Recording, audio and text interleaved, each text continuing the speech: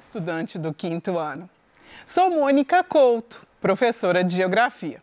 Durante o período de isolamento social, devido à pandemia do Covid-19, compartilharemos juntos momentos para estudarmos geografia. Acredito que você goste muito desse componente curricular, pois, quando estudamos geografia, somos capazes de entender melhor as paisagens, o nosso estado, o nosso país e até mesmo o mundo, não só nos seus aspectos naturais, mas também culturais. E hoje eu te desafio a conhecer um pouco ou a puxar aí na sua memória algumas características do nosso estado, Minas Gerais. Hoje, então, vamos estudar a diversidade cultural e social desse estado. O que a gente vai aprender, então, nessa aula? Quais são os temas que a gente vai abordar pensando a riqueza cultural do nosso estado? Nós vamos reconhecer as manifestações socioculturais mineiras, destacando elementos representativos da mineiridade. Então, mineiridade é a nossa forma de ser mineiro, é a forma como lidamos com o nosso estado, como professamos as nossas crenças, como realizamos as nossas festas. Isso a gente chama de mineiridade, essa forma de ser do mineiro. Vamos identificar também a diversidade sociocultural mineira, pensando os nossos bens materiais e imateriais. Ou seja, vamos pensar o que temos de espaço físico, de monumentos, de igrejas, e vamos pensar o que temos de cultura associado a esses objetos, a esses lugares, para pensarmos o nosso patrimônio cultural. Então, vamos lá? A primeira coisa é a gente pensar onde é que Minas está no Brasil e no mundo. Se você observa no mapa, Minas, como o Brasil, está na porção sul do continente americano. Mas Minas, dentro do Brasil, está na região sudeste. E Minas é considerada uma das 27 unidades federativas do Brasil e um dos 26 estados brasileiros. Minas é um estado que faz fronteira ao norte com a Bahia, ao nordeste com o Espírito Santo, ao sudeste com o Rio de Janeiro, mais ao sul com São Paulo, a oeste, na pontinha do nariz de Minas, com Mato Grosso do Sul, mas também fazemos fronteira com o estado do Goiás e com o Distrito Federal. Então, Minas é um estado muito extenso. Temos mais de 500 mil quilômetros quadrados. E esses 500 mil quilômetros quadrados, se comparássemos com outros países do mundo, Minas seria mais ou menos do tamanho do país europeu, chamado França. Agora, para a gente pensar, você já sabe, Minas é o estado brasileiro com maior número de municípios, de cidades. Temos 853 municípios. Aqui, para a gente pensar um pouco dessa diversidade de cidades, trouxe algumas delas, representadas em fotos. Belo Horizonte, a capital do nosso estado, lá com seu Belo Horizonte mesmo da Serra do Curral, que você pode ver lá ao fundo da imagem. Trouxe também uma fotografia da cidade de Paracatu, uma cidade mais próxima do estado do Goiás, mais a noroeste aí de Belo Horizonte. Trouxe também para representar uma região muito rica, culturalmente, de muito valor cultural, trouxe Januária, uma cidade do norte de Minas, localizada às margens do Rio São Francisco, que você também consegue identificar na imagem. E para representar a zona da Mata Mineira, está aí a imagem da praça principal do município, chamado de Mar de Espanha. Como é difícil representar 853 municípios, você vai perceber que ao longo da nossa aula a gente vai dizer de alguns deles para darmos exemplos. E aí, um importante poeta mineiro, Guimarães Rosa, vai dizer: Minas são muitas, porém, poucos são aqueles que conhecem as 1000 faces das Gerais. Se a gente retomar a história do nosso estado, você vai se lembrar que ela aconteceu em função da descoberta pelos bandeirantes do ouro e das pedras preciosas, do diamante. Mas Minas é muito maior do que só o quadrilátero ferrífero, esse espaço onde a mineração se fez mais forte. Minas tem esse território todo concebido como os Gerais, esse território de importante cultura. Relembrando, somos um estado de 853 municípios. Aqui no mapa você vê essa divisão. O como que fica difícil, às vezes, identificar o nosso município de tão grande que, da escala do mapa não permitir, porque precisamos dividir 853 vezes. E aí, pensando esse estado com essa dimensão, vamos conceituar o que é cultura para a gente identificar que traços são esses, então, culturais que o mineiro tem? A gente vai usar algumas palavras aí, que estão em destaque. Cultura tem a ver com uma organização, ou seja, cultura tem a ver com a manifestação de valores de um determinado grupo. Então, Minas Gerais não vai ter simplesmente uma única cultura. Pela sua extensão e pela sua diversidade, vamos conviver com diferentes culturas. Cultura é transmissão. Ou seja, é aquela herança, são aqueles hábitos, aqueles valores, aquelas crenças que são construídas em nossa vida historicamente. Cultura também é uma forma de participação. Ou seja, é por meio da cultura, é por meio dos nossos modos de expressão, de comunicação, que a gente se aproxima, que a gente partilha e que a gente aprende a valorizar. E cultura é convivência. Somos seres que estamos inseridos num contexto com outras pessoas e convivendo com elas, aprendemos muito.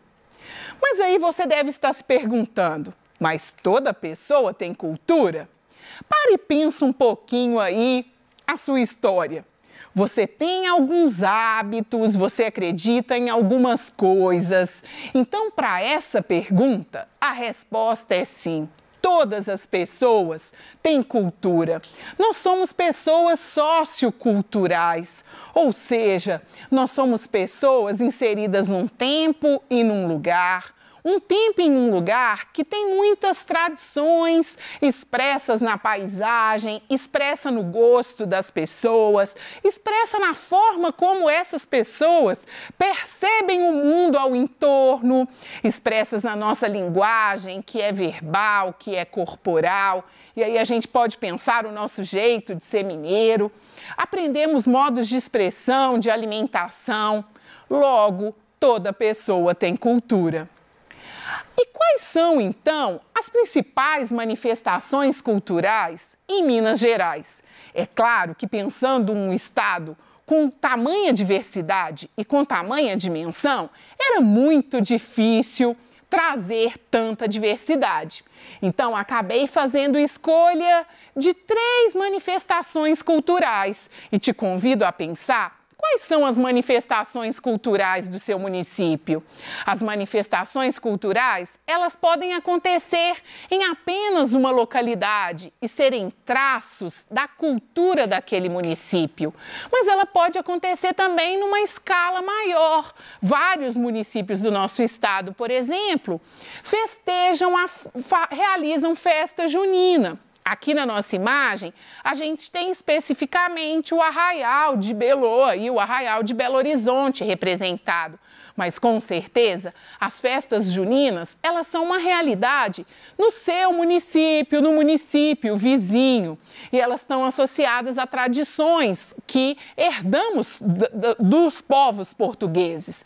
Na primeira imagem aí, que você vê uma pessoa com adorno, com uma vestimenta, sobre um cavalo, isso é um carnaval a cavalo, que alguns municípios chamam de cavalhada.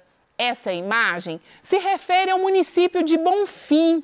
na região metropolitana de Belo Horizonte.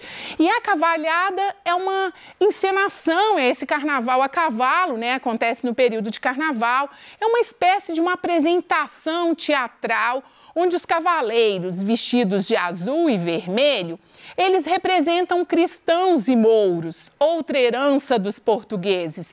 E aí eles praticam uma encenação onde os cavaleiros vestidos de azul, eles vencem por simbolizarem os cristãos.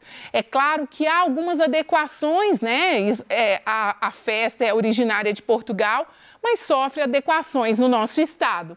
E a foto ao lado, onde você vê crianças e alguns adultos com instrumentos de percussão, com tambores, isso é uma festa realizada no município vizinho a Belo Horizonte, em Contagem. É uma festa chamada de Festa da Abolição. Essa comunidade quilombola, ou seja, eles são remanescentes de quilombos, que você já viu lá na história, que são aquelas áreas, né, de resistência da população indígena que era escravizada. A todo 13 de maio, essa comunidade dos Arturos, eles festejam o final da escravidão no Brasil. Então, é uma tradição e é uma forma deles demonstrarem as características religiosas, deles demonstrarem a resistência desse povo que ainda constitui uma comunidade no nosso estado. Como se manifestam, então, as nossas culturas? A gente viu algumas manifestações, mas essas manifestações elas podem ser classificadas em bens materiais e bens imateriais. Começando pelos materiais, e aí já te dá uma dica quando você olha na imagem, são aquelas características, aqueles elementos da nossa cultura que são expressos ou por um monumento, ou por um espaço paisagístico, pode ser uma gruta, pode ser uma igreja. Então, você vê aí os profetas, né, lá de Congonhas, do Aleijadinho, né? Você vê aí a igrejinha de São Francisco de Assis, na Pampulha. Você vê uma outra igreja, você vê a Maria Fumaça, lá de São João del Rei. Então, são bens considerados materiais e que formam o nosso patrimônio cultural em Minas Gerais. E quais são os bens imateriais? Se o material é aquilo que a gente consegue visitar, se é aquilo que a gente consegue chegar e pegar naquele monumento, o que são os bens imateriais? E aí, os bens imateriais, eles sempre existem associados a um bem material. E geralmente eles são a forma de fazer aquele bem material. Olha aí o exemplo do queijo. O queijo canastra foi considerado em Minas Gerais, considerado patrimônio imaterial em Minas. E o que isso quer dizer? O queijo em si, ele é um bem material, mas a forma de produzir esse queijo, a técnica, o cuidado, o tempo para esse queijo ser curado, e isso faz parte do nosso patrimônio imaterial. Ou seja, são aqueles saberes que são ensinados entre gerações. Aqui a gente tem outros exemplos. As bonecas de barro do Jequitinhonha, a técnica de tratar esse barro, de produzir, de pintar, também é considerado patrimônio imaterial. A viola sertaneja, né, de 10 cordas, a forma de produzir esse instrumento musical e de tocá-lo são considerados patrimônio imaterial. E as folias de reis, que estão muito associadas às tradições religiosas. Então, lembrando lá, o patrimônio imaterial é aquilo que é passado pelo saber, pela experiência do grupo. E os bens materiais e imateriais, juntos eles se tornam o nosso patrimônio cultural. E quando é que eles se tornam patrimônio cultural? Eles só se tornam patrimônio quando eles são reconhecidos e valorizados por nós. Por isso é importante você pensar no seu município o que é aquele monumento, o que é aquele espaço, o que é aquele lugar ou aquele conhecimento, aquele saber acumulado de gerações que pode e vale a pena ser reconhecido como patrimônio. Os patrimônios materiais, eles são tombados. Você já deve ter ouvido falar, A igreja tal foi tombada enquanto patrimônio, ou seja, ela foi reconhecida como patrimônio e agora precisa ser preservada, precisa ser cuidada e precisa ser mantida naqueles mesmos moldes. Quando a gente fala dos patrimônios imateriais, ao contrário do tombamento, eles são registrados e são reconhecidos. Quando a gente fala, então, que o queijo canastra ele foi reconhecido como patrimônio imaterial, ele está registrado enquanto um patrimônio dos mineiros. E os patrimônios, eles geram conhecimento para nós do passado e do presente. Então, as outras gerações que virão depois de nós, elas vão conseguir reconstruir a nossa história a partir da análise desse patrimônio. E o patrimônio faz com que nós tenhamos um olhar mais atento à realidade daqueles bens materiais e imateriais que tornam a nossa cultura tão rica. Então, agora, vamos juntos analisar as 3 fotografias e tentar pensar o que é patrimônio material e imaterial? A primeira imagem, a gente tem a Gruta de Maquiné. Uma gruta localizada no município de Cordisburgo. Lembra que as grutas elas são construídas no tempo geológico da Terra. Levam milhões de anos para essas cavernas serem feitas devido à infiltração da água e outros processos que você vai estudar na geografia. Essa gruta, então, ela simboliza um patrimônio material. É um lugar onde a gente pode ir, fazer uma visita, apreciar os espeleotemas, né, que são essas pilastras, ou que vêm do chão ou que vêm do teto, que formam aí esses espaços belíssimos. O conjunto arquitetônico da Pampulha, a igrejinha, a casa do baile, né, o museu, eles são patrimônio material ou imaterial? É possível fazer uma visita ao conjunto arquitetônico, né? É possível adentrar a igrejinha da Pampulha, logo patrimônio material. E a última imagem que você observa aí, os sons dos sinos das igrejas várias, com certeza no seu município tem, eles foram registrados no Instituto, né, de Patrimônio Histórico, o IPHAN, em Minas, é como um patrimônio. E que patrimônio é esse? É um patrimônio imaterial. Há uma forma de se tocar esse sino, há uma sonoridade que anuncia o falecimento de alguém daquele município. Então, olha como Minas apresenta grande diversidade. E quão importante é a valorização desse nosso patrimônio. E uma outra coisa muito bacana que você com certeza já observou na sua cidade quando você encontra com outro mineiro é o nosso mineirês, é a nossa forma de falar. Embora todos nós temos a mesma língua materna, a forma de pronunciar as palavras é bem diferente. No sul de Minas e no Triângulo Mineiro, a gente se aproxima dos paulistas. É comum você, aluno, dizer verdade, conversa. A gente daqui da capital, eu, por exemplo, de Belo Horizonte, a gente diz menos, né? A gente tenta ter menos sotaque, né? Mas os sotaques são variados. E quando a gente pensa o norte de Minas, vocês usam as vogais mais abertas, é a banana, é a janela, né? Então, a forma de falar do mineiro é muito diferente. E a gente tem algumas palavras que são as nossas queridinhas. Quando a gente visita outros estados ou quando a gente se comunica com pessoas de outros estados, o uai é uma coisa que vira uma forma de exclamar. O trem, a gente acaba substituindo quase tudo por trem, mas a gente cria algumas palavras. Ah, pode seguir, porque está pertinho, né? O pertinho vira pertinho. Sainhaca, a gente tem um monte de ditado também. Eita ferro, quando a gente quer fazer uma explanação, eita ferro, essa aula de geografia hoje sobre a diversidade cultural em Minas foi muito boa. Na aula de hoje, então, a gente percebeu que Minas Gerais é um estado muito diverso e muito grande, temos uma riqueza sociocultural significativa. A cultura mineira é rica no falar, no jeito de acolher. Somos um povo hospitaleiro, sempre chamamos alguém para um bom café e para um bom causo.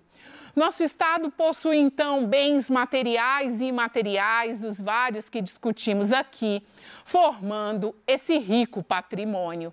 E a gente termina a nossa aula em época de pandemia, em tempo de Covid, te convidando. Você fica quietinho dentro de casa, né, fazendo aí uma brincadeira com o nosso jeitinho mineiro de falar, porque assim você vai estar garantindo a saúde, a saúde da sua família e o bem-estar de todos os mineiros.